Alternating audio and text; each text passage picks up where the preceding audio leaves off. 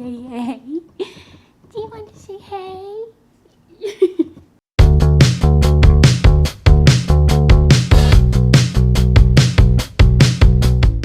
Hi all, welcome back to my channel. I just want to say thank you first off for all of the love and support from mostly just the people I know on my first video. I was really proud of it, and I'm excited to continue doing more videos throughout the year. But this one I felt was more timely, and I wanted to get it up as soon as I could. Unfortunately, we will probably be seeing the end of TikTok pretty soon this month, if not at some point during this year, which is so horrible. I feel like TikTok has become a space for a lot of readers to not only get, you know, recommendations and edits and anything you can think of book related. TikTok has been like a main source for people like me who want to consume anything book related. I have to consume. So it's gonna be sad if TikTok is gone. That being said, as much as TikTok has given me wonderful recommendations, I think that there is such a stereotype when it comes to popular books on BookTok. And don't get me wrong, like I said, there are a lot of good recommendations that I've received from BookTok, but more often than not, I have found myself be completely underwhelmed by all of the books that BookTok seems to be hyping up. Sometimes it's hard for me to discern whether people are being genuine or if they're not. But today I want to go through all of the BookTok recommendations that I've read that I felt were just downright painful to get through. This is no shade to the people who actually do like these books. Like, were redeeming qualities in all of them, but overall I found myself either wishing it was over, skimming just to get to the end, or downright DNFing. Without further ado, here are some of the BookTok recommendations that I don't recommend. Starting with number one, Icebreaker by Hannah Grace. Now, this book was highly hyped up on BookTok, especially for the girls who were obsessed with the deal and anything Elle Kennedy. And also the cover was really cute, I have to give it to them. So obviously when I was seeing all of the quotes from this book, I was compelled to pick it up. Unfortunately, it was probably one of the worst books I've ever read. I unfortunately had to DNF it at 64%, okay? Usually if I am reading something and I'm not loving it, but if I'm like 50% in, I might as well just finish it, especially because for the most part, it was an easy read. I could not make myself finish Icebreaker. It was horrible. If you were to ask me what the plot was of that entire book, or at least to the part where I got, I genuinely couldn't tell you what was going on. I felt like that book had so many things going on all at the same time while simultaneously not doing anything at all. So here is the description for Icebreaker. Anastasia Allen has worked her entire life for a shot at Team USA. It looks like everything is going according to plan when she gets a full scholarship to the University of California, Maple Hills, and lands a place in the competitive figure skating team. Nothing will stand in her way, not even the captain of the hockey team, Nate Hawkins. Nate's focus as team captain is on keeping his team on the ice, which is tricky when a facilities mishap means they are forced to share a rink with the figure skating team, including Anastasia, who clearly can't stand him. And when Anastasia's skating partner faces an uncertain future, she may have to look to Nate to take her shot. Sparks fly, but Anastasia isn't worried because she could never like a hockey player, right? Okay, so from what I'm gathering here is that this book was supposed to be, girl wants to go to the Olympics, but her partner, something happens with her partner, so she teamed up with the hockey captain for some reason to be her partner. And they kind of work their kinks out, whatever, and I don't know how it ends, honestly, because I didn't finish it, okay? So that's kind of where I was getting from that assumption. Now, when I tell you at 64%, she had yet teamed up with him to continue her goal of being to the Olympics, I'm not kidding. That's the main point of the synopsis, and yet more than halfway through the book, we're not even there yet. That kind of just shows that there was so much going on, but nothing at all at the same time. I also felt like the relationship between Nate and Anastasia was very like superficial, and there really it was very surface level. Just felt very like bleh. And I also felt like this book was very smutty for smut's sake and not very smutty but had a purpose, and honestly it made me feel really icky while reading it. Okay, so I had to continue with DNFing because this book was horrible. 1 star. Okay, so this next one was actually a book that I had to read for my book club, which is just me and a group of friends from college and elsewhere. Anyway, each month one of our members picks a book and we all read it. So this was a book that was suggested on TikTok that one of my book club members chose. Hollow Heathens by Nicole Florin. I would say that I have adequate comprehension skills. Okay, I read above my grade level in elementary school. I did pass all my dibbles. I have skills when comprehending words on a page. Okay, this book was so incomprehensible. I can't tell you the plot. I really can't. And by the way, the synopsis actually doesn't help when trying to figure out what the plot is. It's very all over the place, just like the book.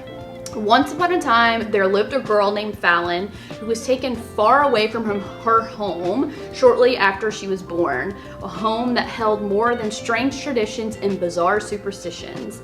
24 years later, she returned to Weeping Hollow, a town she'd only heard in stories during restless nights under the marble moon. Like, what are you talking about? In the middle of the night to take care of her last living relative. They called the nosy mortician a freak show, a ghostly thing. They said I couldn't go near her. Still, there's an aching pull to Fallon Grimwald, whatever. That I couldn't escape, a nostalgia pull as we've been here before. Once upon a time, there lived a mysterious boy named Julian with a curse as old as centuries wrapped around his soul. He was one of the 4 hollow heathens, the very dark creatures who cause the town's people to live in fear. And the Blackwell name is stained with darkness and death. They called him a monster, cold and hollow. They said I shouldn't go near him. Still, there was an aching pull to Julian Blackwell that I couldn't escape, a nostalgic pull as we've been here before. Have no idea what this is saying, and I'm telling you, the book did not help. The book made it more confusing. From what we got from the description, girl moves to town. There's supposed to be this weird, strange magic. Okay, but by the way, by the end of the book, there was absolutely barely, I think there was probably one time we actually saw magic. The rest was just like all these annoying side characters. Okay, she meets this like group of friends that are just, like heinously toxic and treat her like garbage. And there was even a point where they kidnapped her and buried her alive as part of a ritual. Okay, against her will.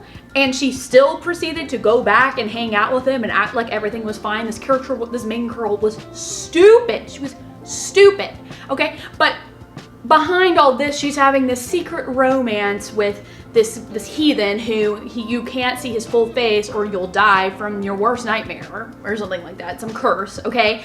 So she's having this secret romance with him. I'm telling you, they had 3 conversations, and by that point, they were saying I loved you. I hated it. Okay, these two couldn't have had less passion if they tried. It was like pulling teeth to try and finish this book. Okay, this next one is gonna be really controversial, and I will say, don't judge me for right now because I do have a follow-up to this, but Binding 13 was one of the worst books I have ever read. Binding 13 was also a book club pick, okay? That book was almost 800 pages, which is a lot for the book club. I'm okay with 800 pages if it's a good book or if there's a good storyline. Unfortunately, this book was repetitive. It was the same conversation between the same 30 characters. It was very unrealistic in the way things were portrayed. So let me read you the synopsis of this one. Johnny Cavanaugh has everything going for him on the rugby pitch. He's a force to be reckoned with. Primed for stardom, he's heading straight to the top. Nothing can possibly get in his way, right? Not even the shy girl at Tommen College, okay? The one with sad eyes and hidden bruises, the one that distracts him like no one else, plagued with a hidden injury and desperate to impress the scouts watching his every move. Johnny has been placed on a pedestal so high he has no room to make mistakes. Striving to maintain balance and on the crest of an international summer campaign, Johnny needs to keep his head in the game. He needs to stay focused. He can't afford to let distractions get in the way of the bigger picture. But what happens when a lonely girl with sad eyes becomes the only picture? Life has never been easy for Shannon Lynch. Bullied and tortured, she arrives to Tommen College midway through the school year, praying for a fresh start and desperate to shake off the demons that plague her. On her very first day of the prestigious private school, she comes in contact with the notorious Johnny Cavanaugh. Thrown through a hoop over her feelings for him and desperate to keep a low profile, Shannon finds herself once again the target of bullies that she forms a fragile alliance with the rising rugby star.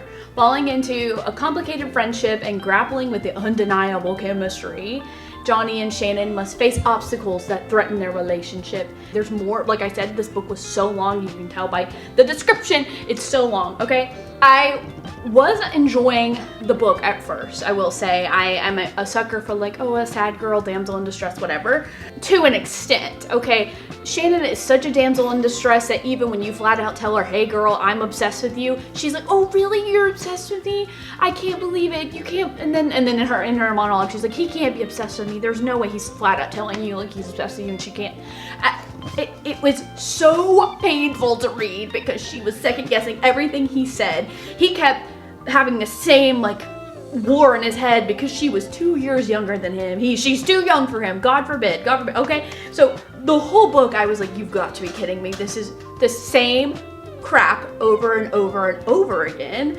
Shannon is also, I think she might have been 15 or 16. I honestly can't remember. She's acting like she's 7 years old. And I understand that she's coming from an abusive home and she's being bullied and all this stuff, but the way that she just cannot stand up for herself is, it drove me crazy. In the beginning, it was like, oh, like I feel so horrible for her, but then by the end I'm like, girl, just stand up, like stand up. And then she wouldn't even tell anybody that something was going on. She would show up with like a black eye and she'd be like, oh, nothing's going on, okay? It drove me crazy. She also apologized for everything. She would breathe and she'd be like, oh, I'm so sorry, Johnny, I didn't mean to breathe. Like, it was agonizing to read, and it was almost 800 pages, people, and I made myself finish it. I did, but good gosh. That being said, I have read the rest of the books in this series thus far, and it's actually a really good series. That first book was so bad. I will never reread Binding 13 again. The hype for that book was uncalled for. And that's all I'm gonna say about that. Okay, this next one is gonna be also very controversial, but also I think I have an opinion that might be similar to others, but The Invisible Life of Addie LaRue. Now, I'm not gonna say that this book was horrible. I think that the writing was beautiful, the storytelling was gorgeous, but it was so painfully slow that I almost could not finish the book. I'm gonna read the synopsis. France, 1714, in a moment of desperation, a young woman makes a bargain to live forever and is cursed to be forgotten by everyone that meets her. Thus begins the extraordinary life of Addie LaRue, a dazzling adventure that will play out across centuries and continents, across history and art, as a young woman learns how far she will go to leave her mark on the world. But everything changes after nearly 300 years. Addie stumbles across a young man in a hidden bookstore who remembers her name. Now that sounds so enticing. And yes, I gave this book 3 stars. For the most part, it was really good. Unfortunately, I think that it was so drawn out. I ended up listening to the audiobook because I could not force myself to actually read the words on the page. The audiobook was 24 hours. Okay, and I listened to it at like 1.5 speed. Okay, it was still way too long.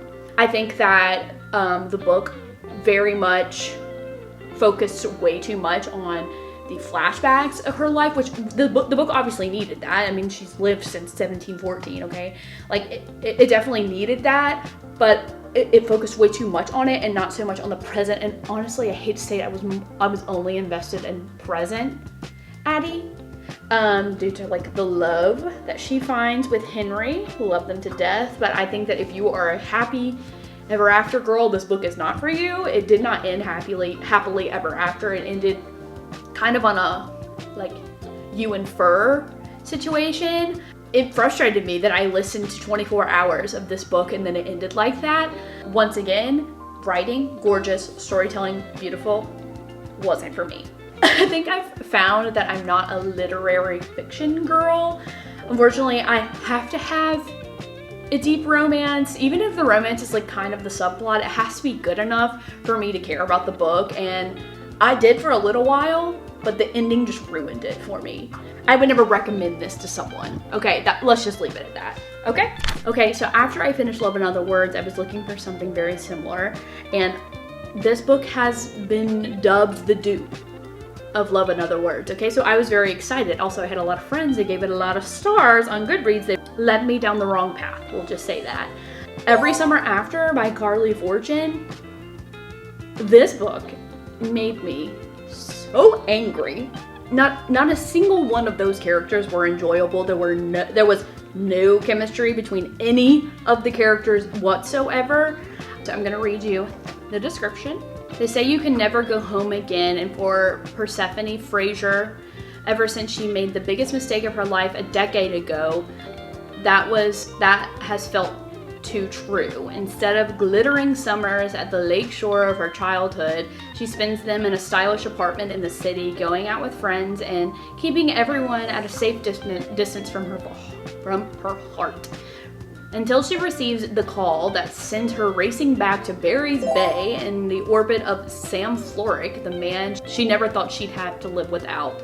For 6 summers, through hazy afternoons in the water and warm summer nights, working in his family's restaurant and curling up together with books, medical textbooks for him, work in progress, horror short stories for her, Percy and Sam had been inseparable.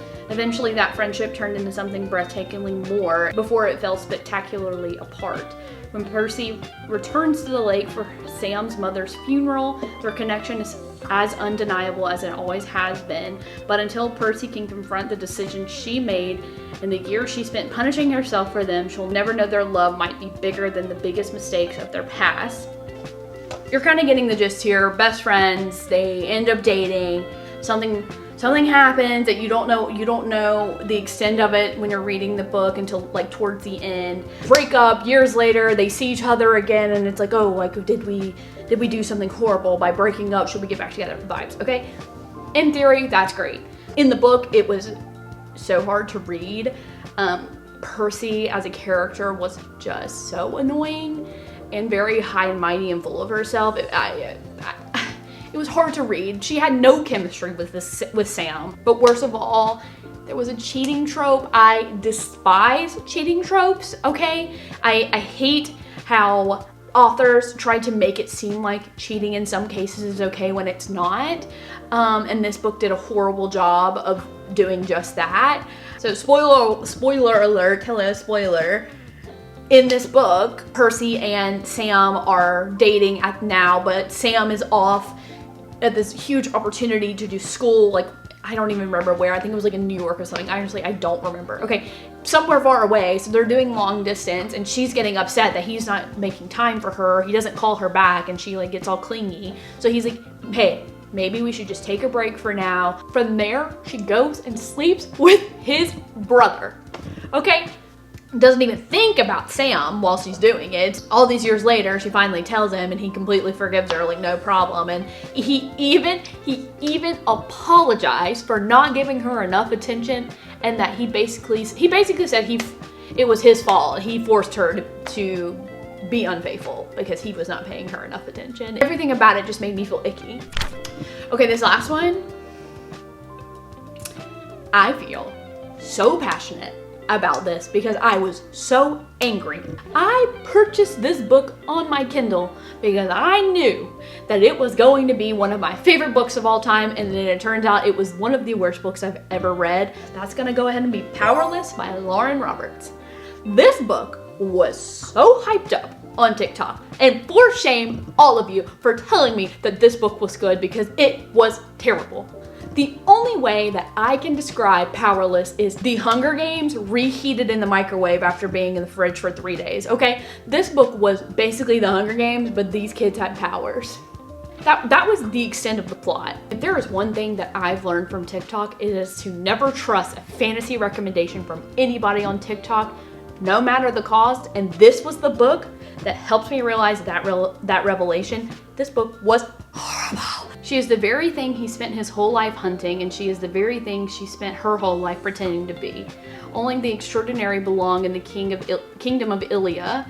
The exceptional, the powered, the elites. The powers that these elites have possessed over decades were graciously gifted to them by the plague. Not all were fortunate enough to both survive the sickness and reap the reward. Those born ordinary are just that, ordinary. And when the king decreed that all ordinaries be banished in order to preserve his elite society, lacking an ability suddenly became a crime, making Peyton Gray a felon by fate and a thief by necessity.